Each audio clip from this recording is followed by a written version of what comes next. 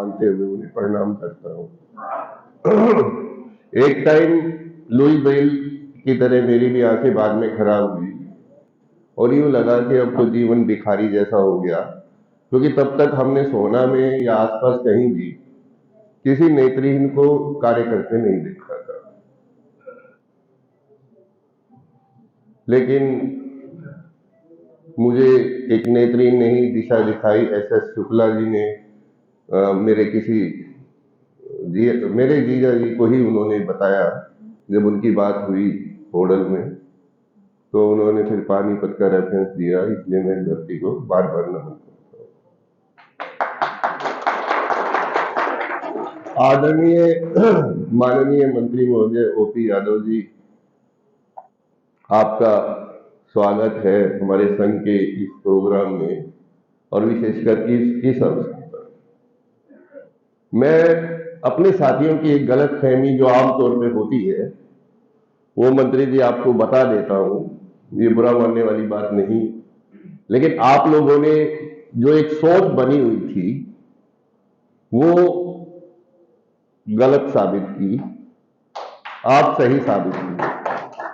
हमारे अंदर एक सोच थी कि बीजेपी वाले, आरएसएस वाले हम लोगों को ज्यादा टाइम नहीं देते, मिलते नहीं है, आसानी से सुलभ नहीं होते।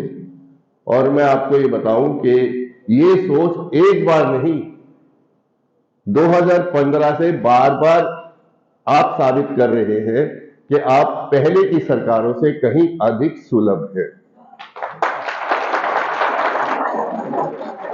जनवरी 1915 में 4 जनवरी 2015 को करनाल में लुई ब्रेल डे पे पहली बार हरियाणा के चीफ मिनिस्टर हमारे प्रोग्राम में आए, और उसके बाद हर वर्ष चाहे कोई एमपी है, एमएलए है, जब भी हमारा कोई प्रोग्राम होता है आप आसानी से हमें सुलभ होते हैं। और मैं ओपी यादव जी की एक सरलता बताऊं, मैं उन्हें ना तो मिलने ना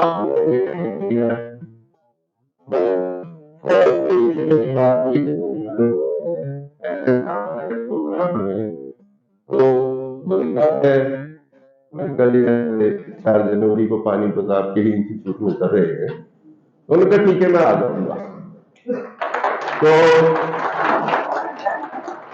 तो उन्होंने समय पूछा तो मैंने कहा जी 11 बजे 12 बजे जो भी आप समय लेना चाहें। तो उन्होंने कहा कि नहीं, मैं शुरू में तो नहीं आऊंगा, आप प्रारंभ कर लो अपना प्रोग्राम, मैं क्लोजिंग के टाइम आपके बीच में जरूर आऊंगा। और चाहे आज 3 डिग्री टेम्परेचर था, कितनी धुंध थी, वो कितने और मीटिंग अटेंड की, पब्लिक से मिले, उसके बाद भी वो हमारे बीच में आए। इसके लिए मैं उनका तहे दिल से शुक्रिया। एक और बड़े गर्व की बात है मंत्री महोदय, हमारे बीच में आज इस संघ के फाउंडर मेंबर्स में से 4 मेंबर विद्यमान हैं। रिटायर्ड प्रिंसिपल रामपाल जी, जिला अधिकारी उदय जी, जिला अधिकारी रघुवीर जैन जी, और एक संगीत के माहिर या संगीतज्ञ कहो अशोक मेहंदी दत्ता जी। ये चारों फाउंडर मेंबर में से हैं। हम में से कुछ लोग शायद ना जानते हो, वो भी हमारे बीच में है, उनका स्वागत है। और अलग अलग जिले से आए सभी अधिकारी, पदाधिकारी व संघ के सदस्य, उनका स्वागत है। मंत्री जी, मैं आपको एक बात बताऊं, हमारी संस्था में एक बड़ा अच्छा चलन है, आप किसी पद पे हो या ना हो, यदि संघ का कोई कार्य है और उन्हें कह दिया जाए तो कोई भी कर्मचारी मना नहीं करता। अंबाला में वीर सेन जी किसी पद पे नहीं है, अनीश जैन जी किसी पद पे नहीं है, लेकिन उसके बावजूद भी वो बार बार चंडीगढ़ भी जाते हैं, डेपुटेशन में भी जाते हैं, जो हमारी समस्याएं होती हैं। कोई ना कोई व्यक्ति, पूरे संघ के सभी सदस्य, दयाराम जी हैं, लांबा जी हैं, और जनरल सेक्रेटरी का तो खैर उत्तरदायित्व है, इसलिए उनका मैं धन्यवाद नहीं करता, बाकी सबका मैं धन्यवाद करता हूं। जो कर्मचारी है या पदाधिकारी है, वो डेपुटेशन के माध्यम से बार बार चंडीगढ़ जाकर हमारी समस्याएं दूर करवाते रहे।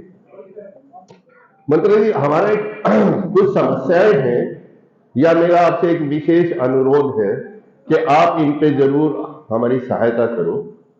हमें काफी मतलब इस संसद के जन्म से ही एक मांग रही है कि हमें एक भूखंड मिले जिसमें हम अपनी गतिविधियां प्रॉपर कर पाए। कोई ट्रेनिंग है, एम्प्लॉय की उनकी कोई गोष्ठी है, उनकी कोई सेमिनार है, उनकी अलग समस्याएं होती हैं, उनके समाधान के लिए दूसरे लोगों को, जो विद्वान लोग हमारे बीच में हैं, उनको बुलाकर उनसे कैसे डील किया जाए, उनकी ये ट्रेनिंग है, जिससे स्वाभाविक है उनकी प्रशासनिक क्षमता में उन्नति होगी, जिससे समाज को भी लाभ होगा, सरकार का भी नाम होगा। तो इसलिए हमारी ये भूखंड की समस्या जरूर हल करें। इसके अलावा हमारा छोटे छोटे कुछ अनुरोध हैं। कुर्सी बुनकर है हमारे बीच में और हरियाणा में, उनको 7th पे कमीशन आज तक नहीं मिला। एक फिक्स वेतनमान है, वो दिया जाता है। आप स्वयं समझते हैं कि इस समस्या में भाई मेडिकल फैसिलिटी भी चाहिए, दूसरे भत्ते भी चाहिए, डीए भी चाहिए। जब सभी कर्मचारियों को मिलते हैं तो प्लीज इनके लिए भी कोई ऐसा रास्ता खोलो, इनको वो भत्ते दूसरों के समान मिल पाए। और छोटी छोटी कुछ बातें हैं, कुछ विभाग में प्रमोशन नहीं कर रहे, जो रिजर्वेशन है, तो आप उनको आदेश देकर ये शीघ्र अतिशीघ्र करवा सकते हैं, क्योंकि आपके ही आदेश पर हमें वो सब चीजें मिली। वेलफेयर डिपार्टमेंट आपके पास है, हमारा विभाग आपके पास है, तो आपसे अनुरोध है कि ये प्रमोशन भी कुछ विभागों में जो रुकी हुई है, ज्यादातर में रुकी हुई है, मैं ये कहूं तो गलत नहीं हूं, वो करवाइएगा।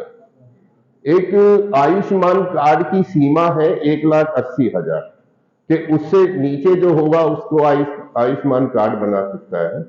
आपसे अनुरोध है कि ये कार्ड विशेषकर दिव्यांग लोगों को, कल्याणकारी राज्य है, कल्याणकारी सरकार है, केंद्र से लेके राज्यों तक, मैं ये मानता हूं कि दिव्यांगों के लिए विशेष योगदान है सरकार का।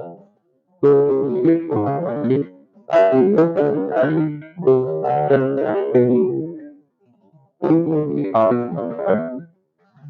सुविधा मिले आवश्यकता पड़ने पर। इसके अलावा जैसे हमारा यूडीआईडी है, जब हमारा यूडीआईडी है तो मुझे समझ नहीं आता कि उसकी उपयोगिता क्या है। बस का पास बनाना हो तो वो कहते हैं नहीं जी, बस पास जीएम के पास धक्के खाओ। रेलवे सुविधा चाहिए, रिजर्वेशन है, कंसेशन है, लेकिन उसके लिए भी यूडीआईडी नहीं, अलग वो बनेगा। तो इस तरह से जो ये छोटी छोटी समस्याएं नहीं है, ये अननेसेसरी हरासमेंट किया जा रहा है दिव्यांगों को। इसको आप बड़ी आसानी से आज के डिजिटल युग में या तो डिजिटल से जोड़कर या डायरेक्ट यूडीआईडी की वैल्यू कर दी जाए उस डिपार्टमेंट में, तो हमारी ये समस्या जो हरासमेंट है सभी तरह के दिव्यांग लोगों की, जो गांव में रहते हैं, डिस्ट्रिक्ट लेवल पे आना पड़ता है, तो इस तरह से हमारी कुछ समस्याएं हैं। बाकी मैं विस्तार में ना बोलते हुए ये अनुरोध पत्र मंत्री जी को दे रहा हूं, और मैं चाहता हूं कि इनमें से काफी जो हमारी अनुरोध है, काफी जो मांगे हैं, उन पे सकारात्मक रुख रहेगा।